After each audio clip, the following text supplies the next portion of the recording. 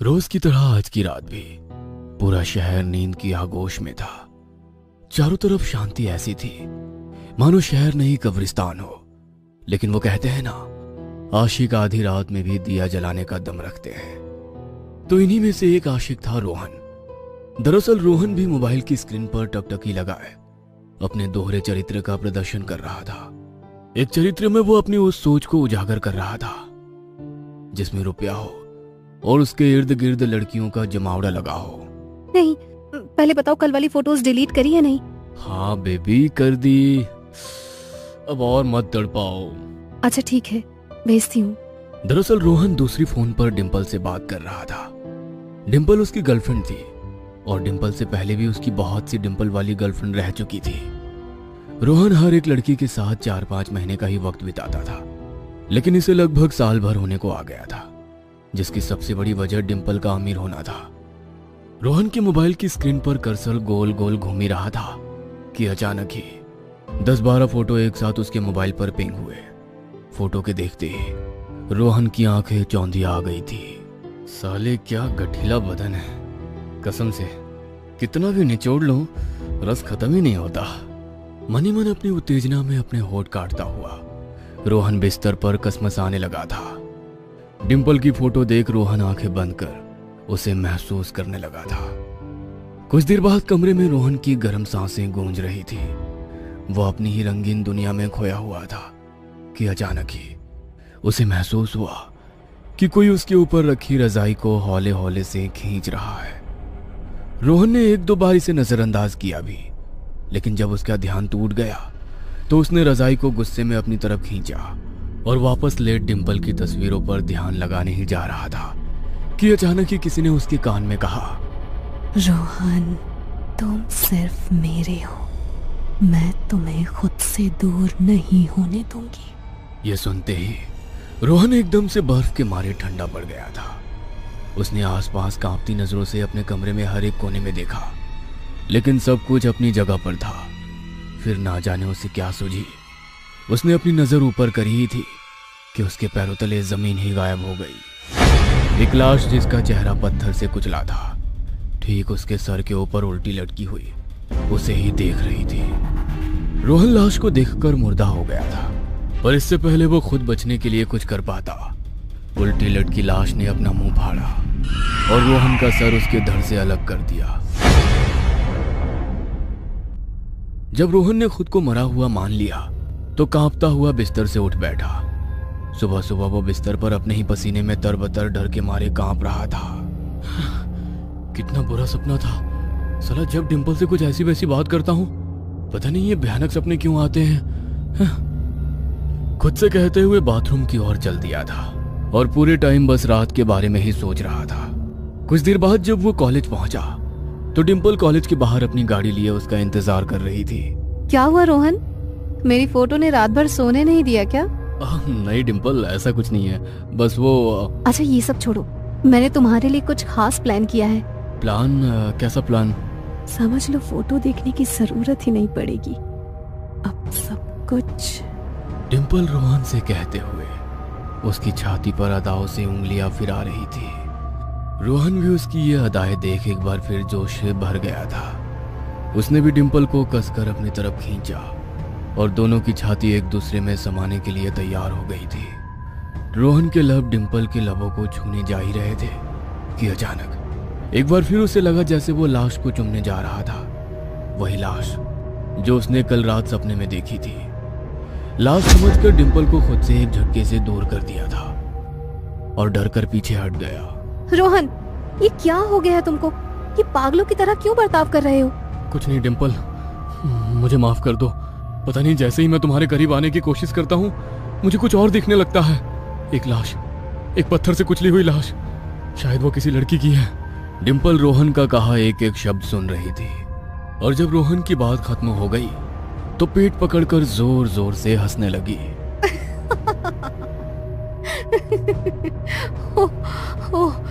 यार तुम क्या ये इंजीनियर बनने आए हो? जाओ राइटर बनो, मस्त कहानियां बनाओ।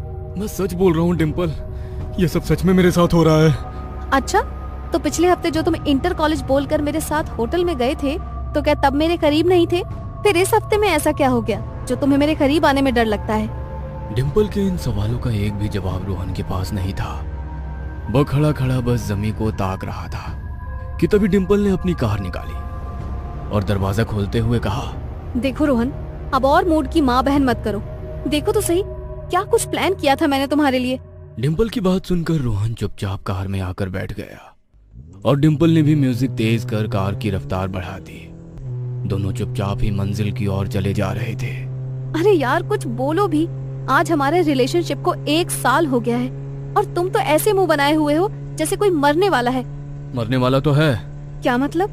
डिम्पल ने पूछा ही था कि अगले पल रोहन ने स्टीयरिंग पकड़ उसे बाईं ओर घुमा दी, जिससे कार का बैलेंस बिगड़ा और कार सीधा डिविडेंड से टकरा।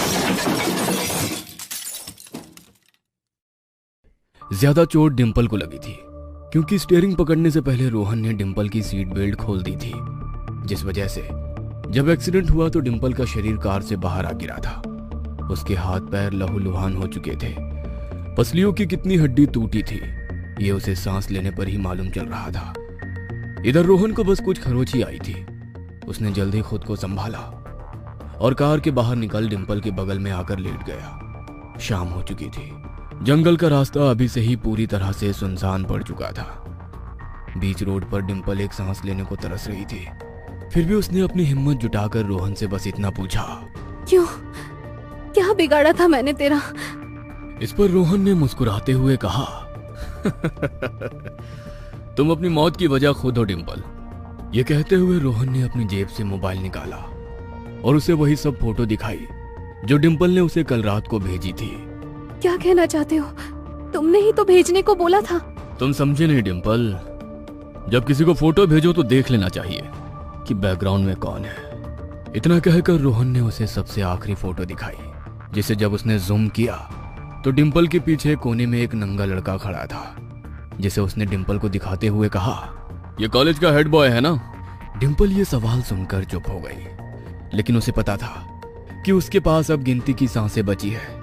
इसलिए अपनी जान की भीख मांगते हुए उसने रोहन से कहा, पर तुम कौन सा मुझसे शादी करने वाले थे? तुम भी तो और जगह मुंह मारते हो।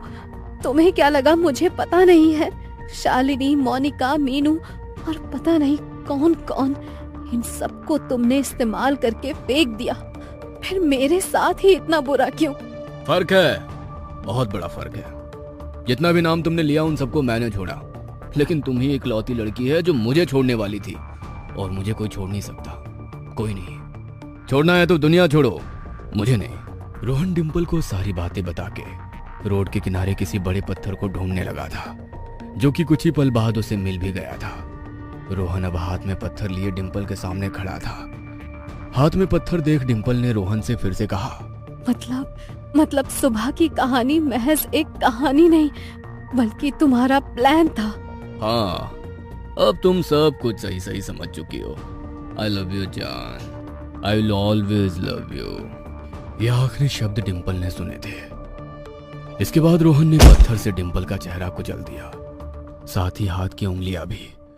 उसने हर वो मुमकिन काम किया जिससे कि वो लाश पहचानी ना जा सके, और फिर डिम्पल की लाश और कार को बीच जंगल में छोड़कर वो पैदल ही बीच जंगल में खो गया। कुछ दिन बाद रोहन मोबाइल पर किसी लड़की से बात कर रहा था कि अचानक ही उसके मोबाइल पर खूब सारी फोटो आई। फोटो तो किसी लड़की की न्यूड थी, लेकिन जैसे ही रोहन ने उसे डाउनलोड किया वो सारी तस्वीरें डिम्पल की लाश की फोटो में बदल गई, जिसे उसने खुद पत्थर से कुचलकर मार डाला था। लाश की हालत देख रोहन ने डर के मारे फोन फेंक दिया और आसपास कांपती नजरों से अपने कमरे से हर कोने में देखा, लेकिन सब कुछ अपनी जगह पर था। फिर ना जाने उसे क्या सूझी, उसने अपनी नजर ऊपर करी ही थी कि उसके पैरों तले से जमीन ही गायब हो गई। एक लाश जिसका चेहरा पत्थर से कुचला था ठीक उसके सर के ऊपर लटकी हुई उसे ही देख रही थी। रोहन लाश को देखकर खुद मुर्दा हो गया था, पर इससे पहले खुद को बचाने के लिए कुछ कर पाता, उल्टी लटकी लाश ने अपना मुंह फाड़ा और रोहन का सर उसके धड़ से अलग कर दिया।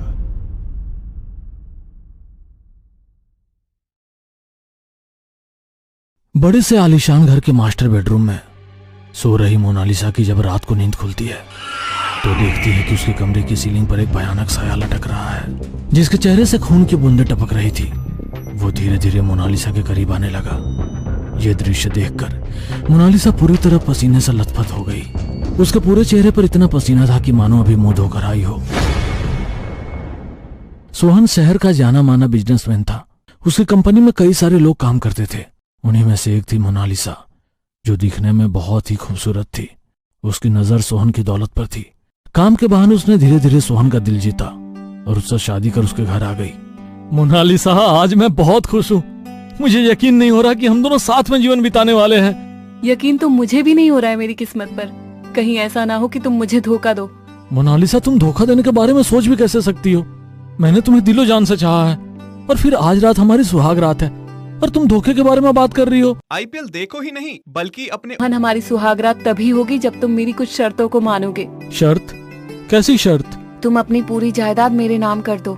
कहीं ऐसा ना हो कि तुम मेरा यूज करके मुझे धोखा दे दो। जब तक तुम ऐसा नहीं करोगे तब तक तुम मेरे करीब नहीं आ सकते। कहते हुए मोनालिसा अपनी सुहागरात पर ही अपने पति से अलग सो जाती है। अगले दिन ही सोहन ने वकील को बुलाकर अपनी सारी जायदाद मोनालिसा के नाम कर दी। मोनालिसा अब सोहन के साथ बहुत अच्छे से रहती थी, मगर अपने मन में सोहन को अपने रास्ते से हटाने का सोचने लगी। एक रात उसे मौका मिल ही गया। जब घर में कोई नहीं था, उसने सारे नौकर को छुट्टी दे दी। देर रात जब सोहन ऑफिस से घर लौटा तो पूरे घर में अंधेरा था। सिर्फ उसके कमरे में हल्की हल्की रोशनी नजर आ रही थी। वो अपने नौकर और मोनालिसा को आवाज देने लगा। जब किसी ने कोई रिप्लाई नहीं किया तो वो मोबाइल की रोशनी में धीरे धीरे अपने कमरे की ओर बढ़ने लगा। कमरे से लाइट रोमांटिक म्यूजिक की आवाज आ रही थी। सोहन एक्साइटेड हो गया। उसे लगा शायद मोनालिसा ने उसके लिए कुछ सरप्राइज प्लान किया है। जल्दी जल्दी भागते हुए अपने कमरे में पहुंचा। मोनालिसा बेड पर उसका इंतजार कर रही थी। उसे इस तरह देख सोहन के दिन भर की थकान दूर हो गई।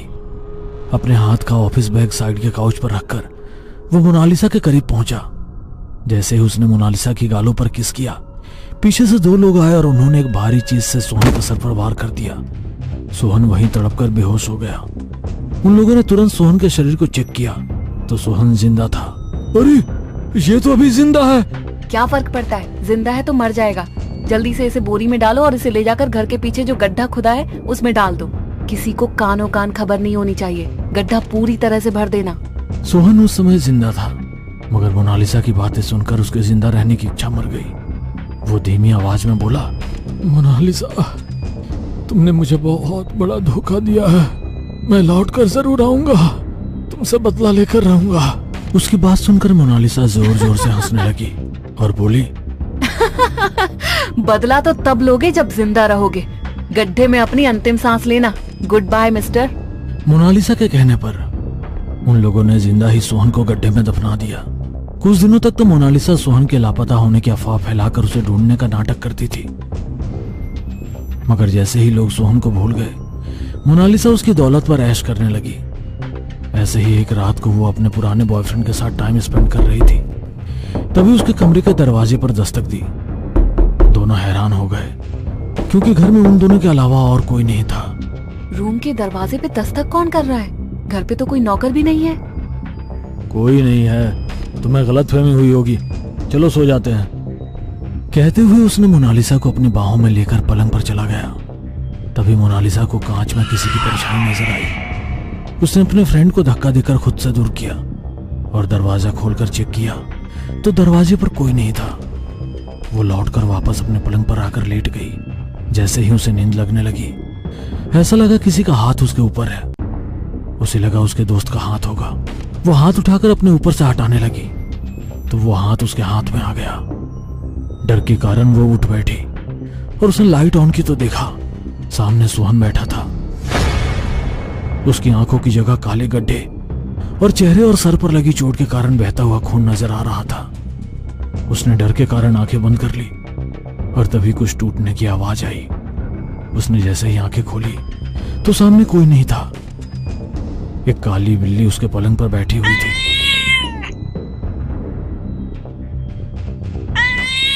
वो आंखें खोलकर चारों ओर सोहन को ढूंढ रही थी, मगर सोहन कहीं नहीं था। वो दोबारा पलंग पर लेट गई और जैसे ही उसकी नजर उसके कमरे की सीलिंग पर गई, वहां एक भयानक साया लटक रहा था। जिसके चेहरे से खून की बूंदें टपक रही थी। वो धीरे धीरे मोनालिसा के करीब आने लगा। ये दृश्य देखकर मोनालिसा पूरी तरह पसीने से लथपथ हो गई। उसके पूरे चेहरे पर इतना पसीना था कि मानो अभी मुंह धोकर आई हो। जैसे ही वो साया उसके बिल्कुल करीब आया, मोनालिसा ने उसे अपने हाथों से धक्का दे दिया। दूर गिरकर वह साया अदृश्य हो गया। सारी रात डर के कारण वो सो नहीं पाई। अगली सुबह उसने उन 2 लोगों को बुलाकर दोबारा सोहन की कब्र खुदवाई। सोहन उसी कब्र में था। उसकी लाश को देखकर मोनालिसा को यकीन हो गया कि कल जो कुछ भी हुआ था वो सब कुछ बुरा ख्वाब था। कब्र से लौटकर मोनालिसा खुद को रिलैक्स करने के लिए बाथटब में नहा रही थी। तभी बाथटब का पानी पूरी तरह से लाल हो गया। डर के कारण वो उससे निकलने के लिए खड़ी हुई तो ऐसा लगा किसी ने उसके पैरों को पकड़ लिया हो और वह बाथटब में खींचती चली गई। उसका चेहरा पानी के अंदर डूब गया था। उसे सांस लेने में तकलीफ होने लगी। वो मदद के लिए जोर जोर से चिल्ला रही थी। तभी अचानक उसे लगा कि वो पहले की तरह नॉर्मल ही है और बाथटब का पानी भी सही है। वो रिलैक्स होकर गहरी सांस लेने लगी। तभी उसकी निगाह सामने वॉश बेसिन पे गई। यहाँ पे उसे सोहन नजर आ रहा था। अब उसे लगने लगा था कि जो कुछ भी उसके साथ हो रहा है वो सब कुछ सोहन की आत्मा ही कर रही है। सोहन, मुझे पता है तुम मुझसे बदला लेने के लिए आए हो, मगर प्लीज मुझे माफ कर दो। मैंने तुम्हारे साथ बहुत गलत किया। मैं तुमसे अपनी गलती की माफी मांग रही हूँ। मुझे माफ कर दो प्लीज। इस तरह मुझे परेशान मत करो।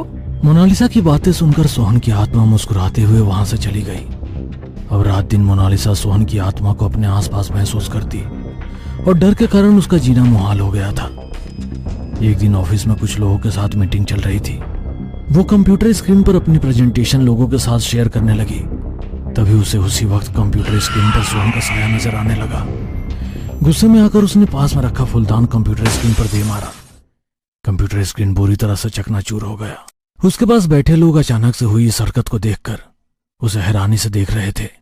सबके सामने मोनालिसा शर्मिंदा हो गई और मीटिंग छोड़कर अपने घर आ गई। ऐसे ही कई बार उसे अपने आसपास सोहन के होने का एहसास होता और वो कुछ ऐसी हरकत कर बैठती कि लोग उसे पागल समझने लगे थे। ऐसे ही एक दिन लोग पीठ पीछे उसका मजाक उड़ा रहे थे, जो मोनालिसा ने सुन लिया था। तुम लोगों को क्या लगता है मैं पागल हो गई हूँ? मैं पागल नहीं हूँ, मैं सच कह रही हूँ। मुझे हर दूर हन नजर आता है। वो मुझे मार डालेगा। हिम्मत है किसी को तो बचा ले मुझे उससे। तुम सच में सोहन के जाने के बाद पागल हो गई हो? सोहन हम सबको छोड़कर कहीं दूर जा चुका है। उसका कोई पता ही नहीं है और तुम कहती हो कि वो तुम्हें नजर आ रहा है। सोहन कहीं नहीं गया है, यही है, देखो वो रहा सामने। कहते हुए वो सोहन के साए की तरफ इशारा करने लगी। सभी लोग उस ओर देखने लगे मगर उन्हें कोई नजर नहीं आया। अरे कोई नहीं है वहाँ, तुम्हारा वहम होगा। मेरा वहम नहीं है बल्कि हकीकत है। मैंने अपने इन्हीं हाथों से सोहन को मारा है और वो मुझसे बदला लेने वाला है। तुम्हें मुझ पर यकीन नहीं है ना? तो चलो मेरे साथ। कहते हुए मोनालिसा अपने दोस्त को अपने साथ सोहन की कब्र पर ले जाती है, जहाँ पर वो गड्ढा खोदकर उन लोगों को सोहन की लाश दिखाती है और अपना जुर्म कबूल करती है। तभी अचानक ही वहाँ का मौसम बदल जाता है। तेज हवाओं के साथ तेजी से बिजली कड़कने लगती है। अब सोहन का साया सभी को नजर आता है। यही तो मैं चाहता था कि तुम अपना जुर्म कबूल कर लो। तुमने अपना जुर्म कबूल कर लिया, अब तुम्हें सजा मैं दूंगा। कहते हुए वो मोनालिसा को घसीटते हुए उसी कब्र में डाल देता है। मिट्टी खुद ब खुद उस गड्ढे को भर देती है। मोनालिसा खुद को बचाने के लिए जोर जोर से चिल्लाती है मगर कोई भी उसे नहीं बचाता। उस दिन के बाद से सोहन की आत्मा किसी को भी नजर नहीं आई।